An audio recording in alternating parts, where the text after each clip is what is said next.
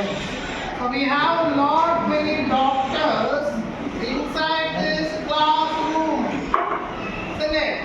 അപ്പൊ നമ്മളെ സംബന്ധിച്ചിടത്തോളം നിങ്ങൾ ഡോക്ടർ ആവണം അഥവാ എഞ്ചിനീയർ ആവണം എന്നുള്ള ambition ഉള്ള ആൾക്കാരെ സംബന്ധിച്ചിടത്തോളം നിങ്ങൾ ആദ്യം എന്താണ് നിങ്ങളുടെ ഫസ്റ്റ് സ്റ്റെപ്പ്?